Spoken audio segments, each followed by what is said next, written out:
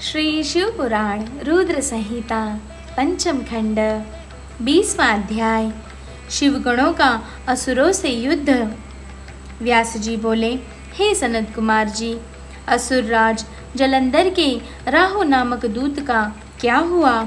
जब भगवान शिव ने राहु को अभयदान दे दिया, फिर राहु कैलाश पर्वत से कहाँ गया और उसने क्या किया, इस विषय में मुझे बताइए।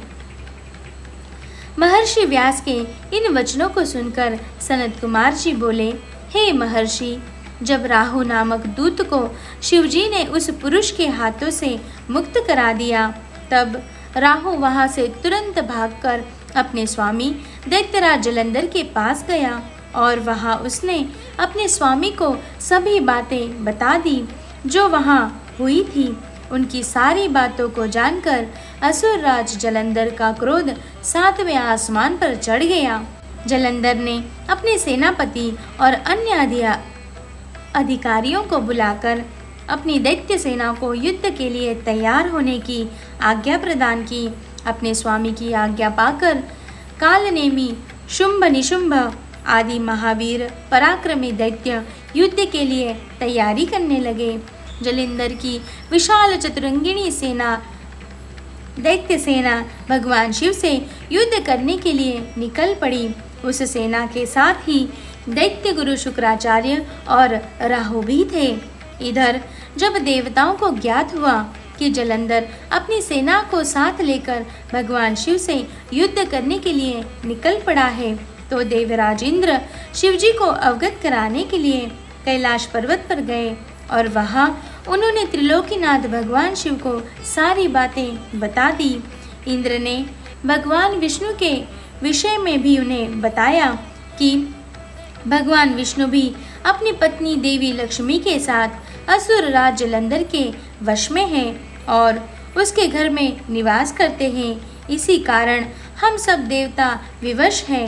हमें न चाहते हुए भी जलंधर के अधीन होना पड़ा है। भगवान, आप भक्त वत्सल हैं, आप अपने भक्तों की रक्षा कर हमें जलंधर से मुक्ति दिलाइए, उसे मारकर हमारे प्राणों की रक्षा करें। सारी बातें ज्ञात होने पर भगवान शिव ने सर्वप्रथम भगवान श्री हरि विष्णु का स्मरण किया। प्रभु के स्मरण करते ही विष्णु जी वहां तुरंत प्रकट हो गए। उन्हें देखकर शिवजी ने उनसे पूछा, हे विष्णु, मैंने तुम्हें दैत्येंद्र जलंधर का वध करने के लिए भेजा था, फिर तुमने उसका वध क्यों नहीं किया? आप उसके घर में क्यों निवास कर रहे हैं? अपने आराध्य भगवान शिव के ये वचन सुनकर भगवान श्री हरि विष्णु ने अपने दोनों हाथों जोड़ लिए और विनम्रतापूर्वक बोले, हे करुणा निधान भगवान शिव, मैं जानता हूँ कि आपने मुझे दैत्यराज जलंधर का संहार करने की आज्ञा दी थी, परंतु मैं उसे नहीं मार सका, इसीलिए आपसे क्षमा याचना करता हूँ। मेरी गलती क्षमा करें। प्रभु, मैंने जलंधर का वध इसलिए नहीं किया क्योंकि जलंधर मेरी प्राण वल्लभा देवी लक्ष्मी का भ्राता है और उसमें आपका अंश भी विद्यमान है। इसीलिए उस दैत्य की वीरता से प्रसन्न होकर मैं उसके घर में निवास करता हूँ। भगवान विष्णु के वचनों को सुनकर त्रिलोकीनाथ भगवान शिव हंसने लगे। फिर बोले, देवताओं, तुम सभी सोच और चिंताओं को त्याग दो। तुम्हारी रक्षा के लिए मैं अवश्य ही जलंधर का संहार करूंगा। यह सुनकर सभी देवता निश्चिंत हो गए। इसी समय जलंधर अपनी विशाल सेना साथ लेकर कैलाश पर्वत के निकट पहुंच गया। उसने कैलाश पर्वत को चारों ओर से घेर लिया। उस समय बड़ा कोलाहल होने लगा। यह शोर सुनकर भगवान शिव को क्रोध आ गया। तब उन्होंने अपने गणों को आज्ञा दी कि वे जाकर राक्षसों से युद्ध करें। अपने आराध्य भगवान शिव की आज्ञा पाकर उनके गण युद्ध करने चले गए। शिवगणों और जलंधर की दैत्य सेना में बड़ा भीषण युद्ध होने लगा। शिवगण बड़ी वीरता से दैत्यों से भिड़ गए। उन्होंने कई दैत्यों को पल भर में ही मौत के घाट उतार दिया और सैकड़ों को घायल कर दिया, परंतु दैत्य गुरु शुक्राचार्य अपनी मृत संजीवनी विद्या से सभी मृत दानवों को पुनः जीवन दान दे रहे थे और वे उठकर पुनः युद्ध करने लगते थे। जब दैत्य सेना किसी भी प्रकार कम होने का नाम ही नहीं ले रही थी, तब शिवगण व्याकुल होने लगे। तब शिवगणों ने भगवान शिव के पास जाकर उन्हें इसकी सूचना दी।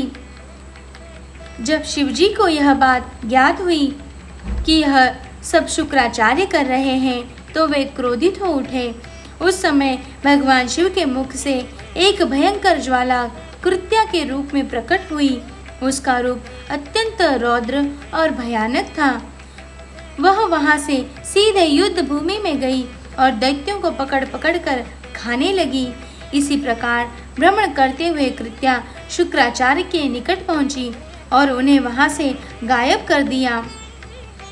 जब अपने परम सहायक गुरु शुक्राचार्य उन्हें वहां न दिखाई दिए तथा हजारों वीर मारे गए या घायल हो गए, तब दैत्य सेना का मनोबल टूटने लगा। दैत्य सेना युद्ध भूमि छोड़कर भागने लगी। जलंधर के कालनेमी, शुंभ, निशुंभ आदि वीर दैत्य फिर भी पूरी ताकत से युद्ध कर रहे थे। इधर भगवान शिव की सेना का प्रतिनिधित्व करने वाले स्वामी कार्तिकेय और गणेश जी भी पूरे मनोयोग से दैत्य सेना को पछाड़ने के लिए युद्ध कर रहे थे।